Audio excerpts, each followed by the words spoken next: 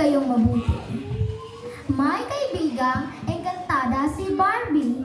Isang araw ay nag-iiyay itong mamasyal. Sumama ka sa akin, Barbie. Ipapasyal kita sa Fairyland. Ang yaya ng engkantada. At pumayag na agad si Barbie. Halika, humawak ka sa kamay ko. Ang sabi ng engkantada. Lumipad ang engkantada kasama si Barbie. Wow! Ang ganda! Hangang-hanga si Barbie sa nakita. Napakaganda ng Fairyland. Dito nakatira ang lahat ng engkantada. Kakaibang bulaklak sa Fairyland. Magkaiba rin ang mga bunga nito. Ang ibang halaman ay mamahaling hiyas ang bunga. Ipinakilala ng kaibigan si Barbie sa ibang engkantada. Kumusta kayo?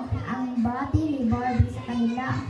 Samantala, nalaman ng isang bunga na may bisitang tagalupa ang mga engkantada.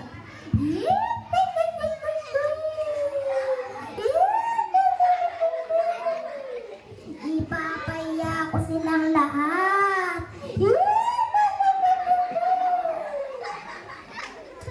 At gumawa buhay ng gayuma ng engkantada.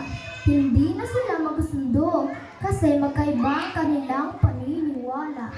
Pinasya ng engkantada si Barbie sa talon ng Fairyland. Napakaganda! Para sa itong panaginip. Napakaganda talaga dito. Ang sambit ni Barbie. Nagulat ang mga engkantada ng isang malaking bulang lumabas mula sa tubig at biglang kinuha si Barbie. Tulungan niyo ako!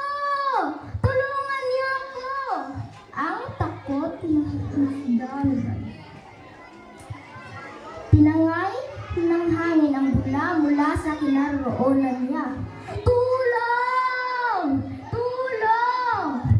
Hindi akalain ng mga engkantada na magagawa ito ng bruha. Pinuntahan ng ibang engkantada ang bruha. Nakita nila ito humahalakhak. Sa wakas, nagtagumpay rin ako. Pero biglang napahinto sa paghiya ang bruha. Nang makita ang mga engkantada,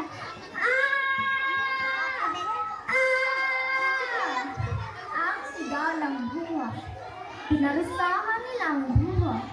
Ang mga kaibigan ni Barbie at ang iba pa ay nagtulong-tulong na matanggal ang sumpa mula sa bula. Nahulog si Barbie sa bula. Sigaw ni Barbie. Sinalusan ng mga engkantada. Maraming salamat sa inyo, mga kaibigan.